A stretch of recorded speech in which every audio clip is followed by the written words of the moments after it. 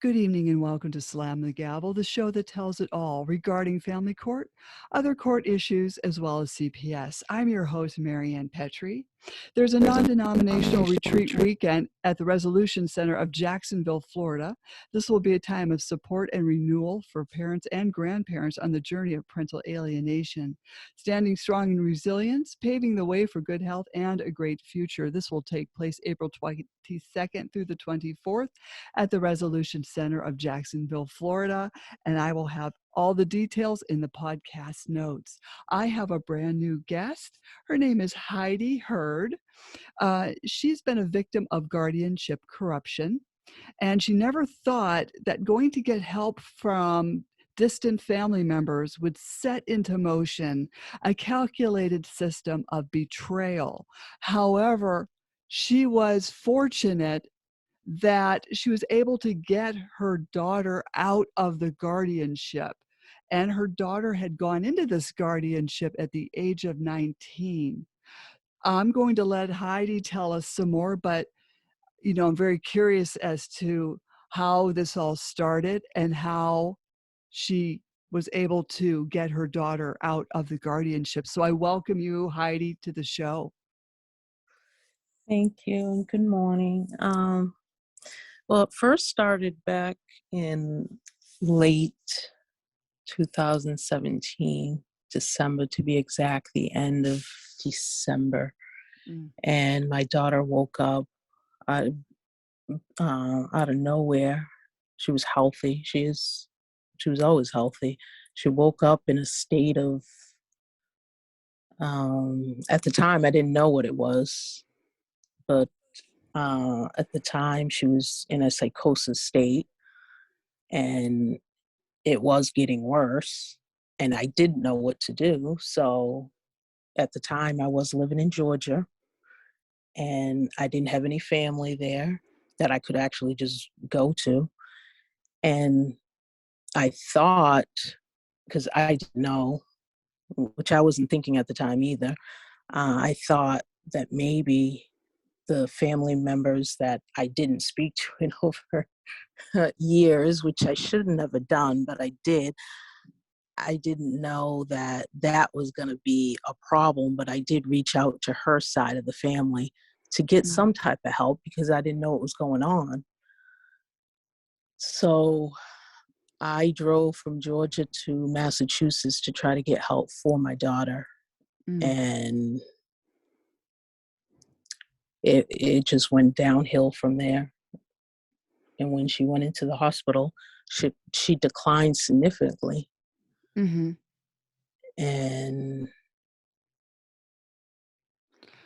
it was just chaos, confusion. And I was trying to get assistance. And the whole time, that family, her side of the family, which we haven't talked to in years, was obviously against me. I didn't know at the time. They hated me. They still probably hate me. So they seen a situation and they thought that they could go to a court system and tell people all lies about me to create what set in motion a guardianship case, which I never even knew that existed. I think the majority of people don't know that exist. I don't know how a person can go into a court system, in any court system, mind you, in America, and put lies upon pieces of paper and get somebody's child. She was 19 at the time, but get someone's child and have all control. I never knew that existed. And a lot of people don't. That's why I'm glad you're on speaking out. I had Dr. Sam Sugar come on and speak out. I mean, I didn't even know this existed until last year. So, but I mean, people need to know how this system is being played, because it's a system that's being played. I mean, And it's like, where do people go? That's the question. Because when it was happening, it's like you don't know who to turn to. Mm-hmm. You don't even know that it's even happening. It's unreal. It is. So how long was she in this guardianship? The guardianship started April, I believe, 4th or 5th of 2018, and it didn't end until August 8th of 2019. And the whole time I was there fighting. Oh. What was there to gain with these relatives? What did they gain from it? Revenge. Mm-hmm. Money. Mm-hmm. 100% revenge.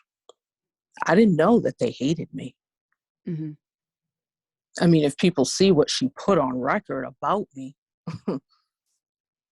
Mm-hmm. and then she posted stuff on her Facebook page about me to try to smear me some more. And this was presented in a court of law, mind you.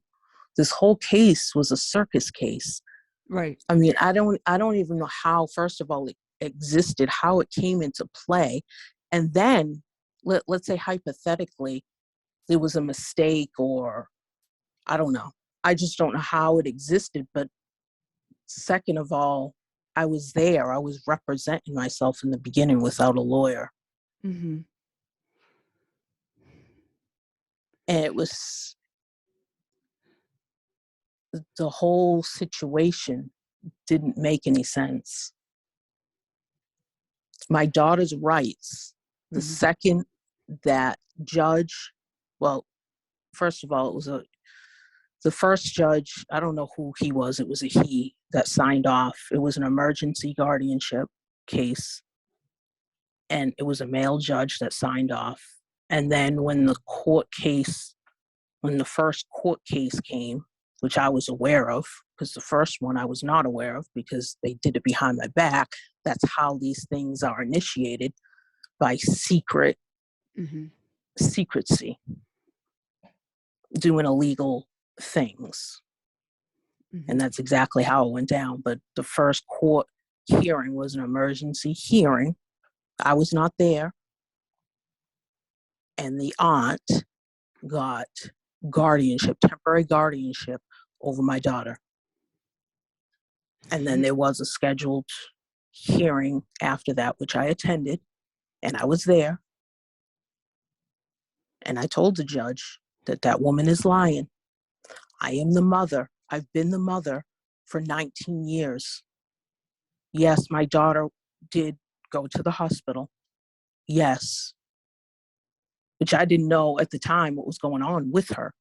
Mm-hmm. And this is where things were coming into play, where I'm a bad mother, I'm unfit, I'm this, I'm that. Mm-hmm. And it just was dragging on, court case after court case after court case. Now, when this aunt was posting all this stuff on Facebook, this wasn't brought up in court? No, this was towards the end. This is when she Oh. decided, okay, this is too much for me. I need to towards the end, she stopped showing up. But she's the one that said she's in fear for my daughter's life. If my daughter goes with me, she doesn't know if she's going to be alive. She doesn't know if she's going to go run away. She's going to be homeless. This is what she said to me on stand. That I've been unfit most of her life. I've been abusive. Mind you, the person that was abusive in the past was her brother. Her brother that's in jail currently, still is in jail. They are the criminals. But she tried to paint me out like a criminal because I decided decades ago to leave him. I didn't want anything to do with him. He's abusive. He was. I don't know if he is. I mean, abusive is always abusive. So But Mhm. back then he was abusive. So I decided to leave and never look back. Mhm. And I thought, like, it was an emergency situation. I don't know where to go. And Mhm. when a person is in an emergency situation, they don't be thinking. I would have never thought by bringing my daughter to them that this orchestrated ordeal would have ever come into play. Mhm. Yeah, no one sees this coming. You didn't see this coming. No, I didn't. I didn't even know a system like that even exists, Mhm. because she had a mother. She Mhm. still has a mother. She had a mother then. She has a mother now. Like, I don't understand their thoughts, their motives, I mean, I understand now, but I'm saying back then I didn't. It was mind boggling. It didn't make any sense. It was like, I've been her mother for 19 years. There was no history of anything, Mhm. anything.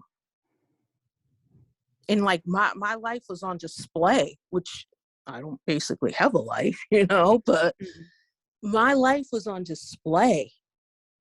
And she was the instigator. She was the evil one, talking about, I'm evil, I'm this, I'm that. It Mhm. was like, and this was happening in a court of law. It's like, Mhm. where is the justice, people? Mhm. I And don't know you why it played out that long. you didn't have a jury present either. No, it didn't. Hmm. My case didn't go to that, and I don't think there would have been a jury. No, there wouldn't have been a jury trial, but it didn't come down to that. I Mhm. mean, the whole incident was unnecessary. Mhm. She was under guardianship in the middle and the end, where she didn't even need a guardian. She was in school on honor roll. Mhm. Mind you, she was in a court system saying that, well, she was still in guardianship.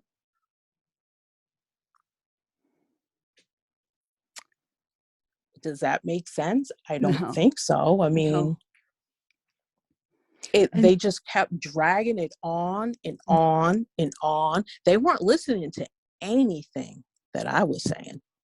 Nothing. so My daughter's rights were stripped and my rights were stripped. And the only thing that they cared about was the aunt, and she has rights. That was the exact words um of the judge. She has rights. Well, what about my daughter? Mhm. The case was about my daughter, but in reality it wasn't, because she couldn't even have been she wasn't present. She was not allowed to be present in most of the cases. Mhm. So the judge didn't even want to see your daughter and see if she was doing well or She didn't talk. care. She didn't even care, because one of the sessions, my daughter said that she wants to speak, Mhm. and her response was, well, that's not what this court case is about today. I was like, wow. Oh. This whole case is about her. And the aunt was forbidding her from going to court. Towards the end, she had no other choice but to bring her, because it was being court ordered. And my daughter wanted to tell her side of the story, and she couldn't. It was like so sad and so disappointing. Mhm. And my daughter never had a voice. Never. They never asked her. They just went by what the aunt said the whole time. While, mind you, she had a mission, people. Mhm. And where's the accountability? That's what I want to know with Mhm. these court systems and court people. Where is the accountability? because there needs to be accountability. Because things like this should never happen in a court of law, ever. I want to know, where is the accountability? Who's going to step forward and start changing this? Because it needs to happen. And I think it needs to be disabled, and another system needs to come into play. But there needs to be accountability. There needs to be oversight. And there's not oversight. And that's the issue. Probably with all the money they're making, there's not going to be any oversight or accountability. Well, I believe if there's light shed and continues to be light shed, eventually, it might take a while. But I do believe, because I'm hopeful. Throughout this ordeal, I was hopeful. And I always prayed, because I believe in God and I believe in Jesus. And the whole time, I was hopeful. And you have to be that way when you're going through something that appears so hopeless. Yeah. It's unimaginable. Anybody that's going through this, I feel for them. Because nobody should be going through it. Nobody should have the right for money and power. It doesn't make sense. No. Well, I guess the revenge aspect made sense to the aunt. Yeah, at the time. But was it worth it? Oh, yeah, right. Was it all this stress and anxiety and putting a kid through this worth it? Because supposedly I was the bad one. I was the, Did they make you do a psychological evaluation? No, but she wanted it. She kept pressing it. She brought it up not once, but twice. She was the crazy one. Yeah. She was unstable, and she proved it. She was unstable. Well, think about it logically. Look what happened to my daughter. She had no say. She was basically put on a sentence. I would call it a sentence. She was put in jail. She had no say. This was about her well-being. That's what it's about. But she had no say. She was hardly ever present. She was telling people, not all the time, but she was telling people she didn't want to be there. And there was an investigation towards the end, and there was a conclusion on that environment was not for her. Well, how did that all come about? Because people are trapped in these guardianships. Families are trying to get them out, and they can't do it. A lot of them can't extract their loved one out of a guardianship. Well, I don't know their cases. I don't know like what's going on with them, but I just never stopped. People need to go to people and keep going to people and show to them that you're not going to back down and you're not going to stop, because I wasn't. At one time, did you have to get an attorney because you said you started off representing yourself?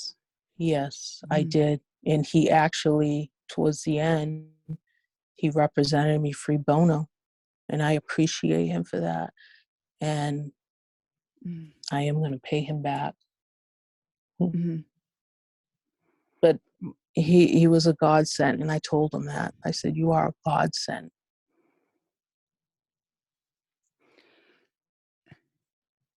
A lot of people are looking for help. Like, I don't know how you found him, but you were fortunate to to do so. And how long did it take him to shut this down?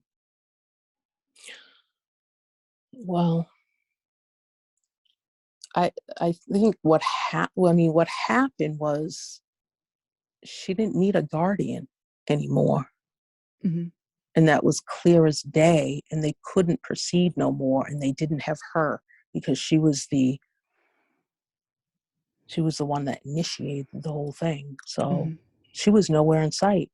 She Hmm. ran like what cowards do. They Mm-hmm. run when the spotlight is on them, and things were stacking up against her, and she ran because she was nowhere in sight. Well, mind you, I'm the bad one. Mm-hmm. I'm this and I'm that. I was standing there the whole time.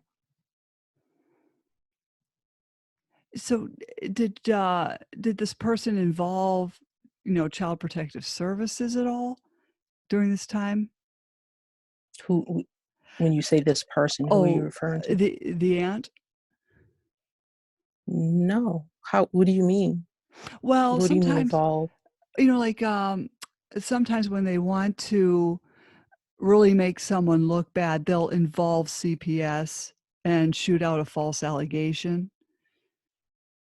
and that helps the judge make a decision. Well, I told you from the beginning, she falsified stuff on paper when she went Uh-huh. to court. That's how she was able to get the temporary guardian. She did in the beginning Mm-hmm. was trying to get Department of Mental Health involved. I don't know. Mm-hmm. I don't know. I don't think it was for her to smear or, but towards the end, Department of Mental Health was saying, what is this? What's going on? Like, Mm-hmm. they Mm-hmm. didn't understand the case. They didn't understand why it was in a court of law. I mean, she had a healthy mother, a mother Mm-hmm. that was willing to take her. I mean, Mm-hmm. it just didn't make any sense. Mm-hmm. I mean, the aunt was never in her life, even though people would probably say, well, why did you ever go to her? I shouldn't have went to her. I wasn't thinking. I needed help, Mm-hmm. and I decided to go to them, which I don't know why I did. But I Well, did. you thought you were doing the right thing. Yeah. Hindsight is 2020. Um, Yeah. so when mental health services saw that, you know, there was no need for this, this obviously was towards the end of the case. Hmm. They're the ones that actually, because my daughter, towards the end, filed. She made a complaint about the aunt, the guardian, Mm-hmm. and they investigated, and that's when they determined that that environment was toxic, and she needs to Mm-hmm. get out of there. That was towards the end. Where did they have her place? Was she living with the aunt or was she Yep. in? Yep. Hmm. Well, that's Mind you, interesting. she didn't even have her own room. She had to sleep in the living room. Uh-uh.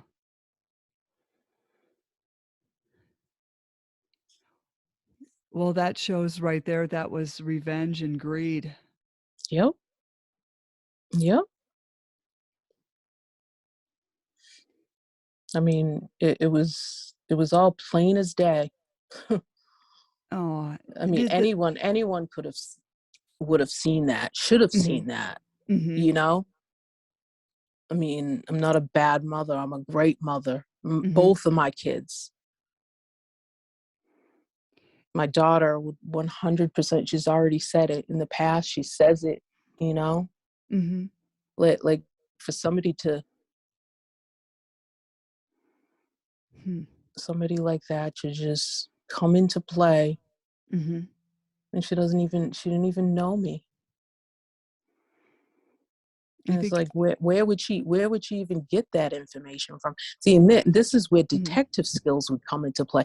Simple questions. Well, how do you know all this stuff if you haven't been in their lives? How do you know this stuff? Mm-hmm. Because mind you, she said that she hasn't seen her since she was 2 or 3 or 6. I forget what age. It was very young. I don't know what age she put down the last time she seen her, but she was no more than 6 years old Mm-hmm. the last time she seen her. Mind you, she's 19 at the time. Mm-hmm. But how do you know all this stuff if you weren't in her life? Right there, that should be able to, like, okay, let's look into this stuff. And you know what should have happened? The what is it? The judge at the time should have called the hospital where my daughter was and asked the hospital, I have a woman that wants to take over guardianship over this young woman. Is there a mother? Is there somebody, like Mm-hmm. what's going on with that? That would have been a simple phone call, because they never said, yeah, they feel that she would be a better fit than me.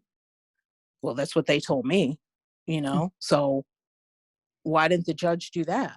It would have taken him, what, a minute, 2 minutes out of his time, Mm-hmm. and that would have Mm-hmm. stopped the whole thing in motion. Now, But I guess they can't. I can't. I mean, once something is done, mm-hmm. what can they do? They made a mistake, you know, and then they continue to make more mistakes. So towards the end, your daughter was able to speak for herself and say what was going on. Yep. When there was an investigation going on, Mm-hmm. Well, who because initiated? they took the time. They took the Mm-hmm. time, and they cared about her and her well-being and her safety. Mm-hmm. The court of law, they didn't care. They didn't. I mean, think Mm-hmm. about it logically. Somebody's in a state of confusion, Mm-hmm. and then you have this ordeal that you can't see your only family that you've ever lived with all your life being ripped from you. And why? What was the reason behind it? Mm-hmm. Because someone didn't like me? Mm-hmm. Against me?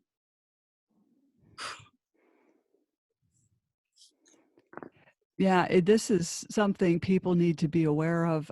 When I had Dr. Sheila Owens Collins on, she was talking about families and to watch interactions with families and even siblings because this can happen very easily. Yep, it can happen to anybody. People don't think it can until it happens to them. And this is where people need to wake up. This Mm-hmm. can happen to anybody. Don't think that an emergency or anything in life, just because you have a comfy life and think that nothing can happen. Things can, and it can happen in a blink of an eye at the end of the day. Mm-hmm. Who would ever think? Who would ever? Mm-mm. No, and people need to be educated on this because, you said in the beginning your daughter just became sick, but not, I mean, she could be helped by you and by you, Yep. her own mother. But what did the aunt do for her in the meantime? Did she get her help? Well, she felt she got her help. Oh no. What did she do? Well, basically, she has a diagnosis term on her, so that's one thing. Mm. But was that with someone um, like a professional, or was this her own dreamt up diagnosis? Well, the diagnosis isn't real at the end of the day. I mean, Hmm. I'm already bringing that to light, but I mean, that's another story at the end of the Mm-hmm. day, but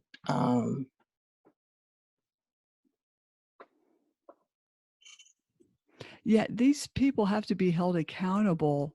mhm. Um, even the aunt and all these players involved. Other than the aunt, how was there anyone else involved in this? Uh, well, obviously, you know who the sole decision maker is. Mhm, the judge. Hmm. They're the ones that make all the decisions. They're the ones that sign off of just a pen stroke, Mhm, like mhm, basically change someone's life forever by a mhm. pen stroke. But it seems like these judges just hear these cases and just sign them off so quickly. They're not investigating it much themselves. Yep. And I don't know why. I knew early on what was going on. It was shocking. Mhm, It was shocking. Because I mean, if she really thoroughly investigated, mhm, she would have seen. She would have known. If you're not part of it, I'm saying. She would have seen mhm, what was going on. I just to this day I still don't believe that this could happen and that it is happening mhm. Now, everywhere. in that time that the aunt had her, was the aunt at all coming after you for child support? How could she? You can't when somebody's on guardianship. Hmm. She was already getting money. She signed her up for all this stuff. She Hmm. was getting money every agency, every she was getting paid. Well, she was committing fraud. That's what I was saying, but nobody wanted to investigate that. That's what I was saying. She signed her up for something and then she doesn't have her anymore. She's not with her, but she's still receiving that. And the money's going to a bank account, which my daughter didn't even have access to because, you know, like Mhm. she signs her up for something, puts it in, obviously gets a bank account under her name, but my daughter never had access to that bank the whole time she was there.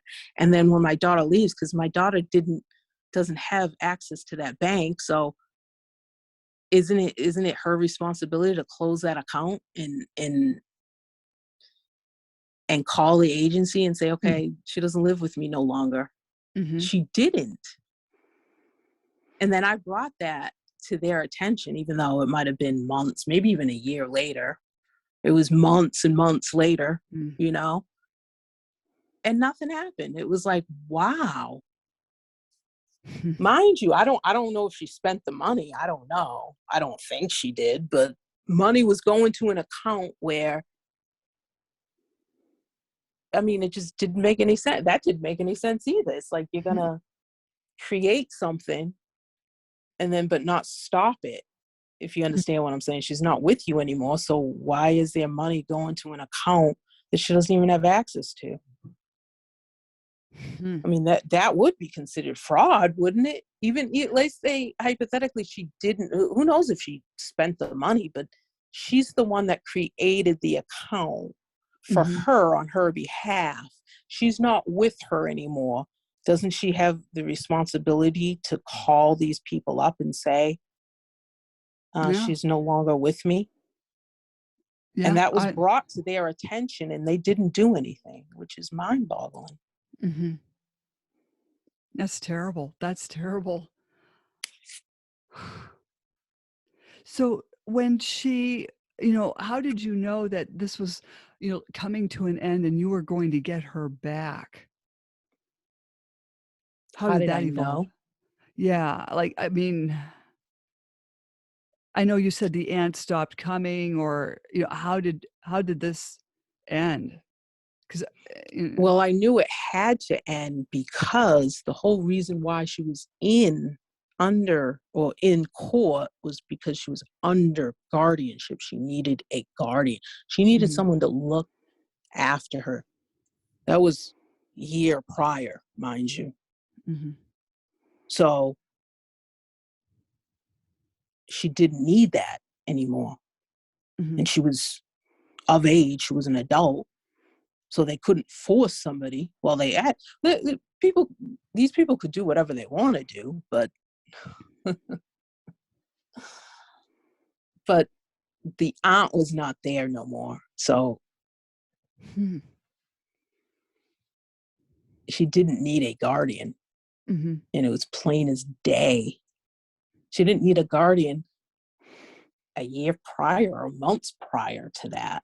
right. When August of 2019, mind you, people, this is one of the tactics that she did too. Back in 2018 of September, I believe, she seen that she was losing ground, so she decided to, out of nowhere, put my daughter in school. This was after when school started. This was weeks or at least a month after school started. This was the day of that court date. It was September 18th, I believe. That day she decided, oh, okay, I'm gonna go sign my daughter up for school. Mind you, it was like, why? That doesn't make any sense. Like, wouldn't you have done it before? When school actually is in session, which would have been the beginning of September. And wouldn't you have planned that out before, where she would have registered her way before that? But she didn't. She decided to register her that day of court, after that court session, which was suspect. I'm not against her obviously being in school, 100% not, but it's just the tactic that she was attempting to do at the end of the day. And she tried to use that where she said, oh, well, she's in school. She has to do her homework. So she can't see her mother. That was the whole goal behind that. So she really wanted you out of her life, out of your own daughter's life, just erased. She was alienating her every step of the way, any means necessary. And that's what these people do. Now, was this aunt also bad-mouthing you to your daughter and making up falsehoods about you? Yep, she sure was. And my daughter can vouch for that. Well, and luckily she didn't fall for all those lies, because sometimes these people use Stockholm syndrome and, brainwashing, and your daughter didn't fall prey to that. Well, for one, my daughter was 19, so she wasn't young, but right. I mean, we were very, very, and we still are very close. I mean, I did everything for my daughter, and I still do, I mean. So when she came back to you, I mean, I'm sure you were so happy, you probably celebrated, because, this is so hard to get someone out of a guardianship. It's practically unheard of. Yep, that's what I was told. But I guess there's always at least one case, right? I just know I didn't stop, and I wasn't going to stop. I was going to shed light. I was going to go to any person that wanted to listen to me. And I went all the way to Florida back in 2018. That's how I got in contact with Dr. Sugar. He had a guardianship. I forget what it was called. It was Guardianship something. That's when I met him. Mhm. And that's when I found out more about what goes on in guardianships. And Mhm. yeah, Yeah. Yeah, he's a wonderful resource, Dr. Sugar. yes, he is. Yeah, I just had him on my podcast the other day too. Yeah. It's just amazing how all this evolves for people. Yeah, it's amazing that this is happening, and people that are in position are not doing what they're supposed to be doing. Mhm. But they will eventually, in time. Right. Because when there's enough people, what are they going to do? Now, People need to start speaking up. right. That's why I'm glad you're coming onto this podcast to speak out. And I mean, this is amazing. You have a successful story of getting your daughter out of there, out of that, how that evolved. Mhm. Do you have, you know, uh, like, how do parents reach you? Do you talk to people about this? Uh, I mean, I was speaking about it in the beginning. I Mm, mean, I speak about it as much as I can. mhm, I mean, I just have so much going on in my life. mhm, My son just recently passed away a few months ago, so that's another new mhm, thing going on. But people can reach out to me, mhm, and I believe we all need to come together and start thinking of things that we can do, mhm, you know? Because I believe if everybody come together collectively mhm, and don't stop, don't give up, no matter how long it takes. That's what I know. mhm. Because I wasn't going to stop. Yeah, it's the I didn't care. perseverance. Mhm, Yes. hmm, And we need to shed light, and people need to start doing what they're supposed to be doing. They can't look the other way. hmm, I mean, it's going to come to a point where people have to do the right thing, because that's what it's about, doing the right thing. mhm. Well, how can people reach you if they have any questions? I'll give out my email. Okay. So it's M as in Mary, S as in Sam, H as in Heidi, H as in Heidi, 777777 at gmail.com. And that is 6 7s. Okay. I'll put that in the podcast notes.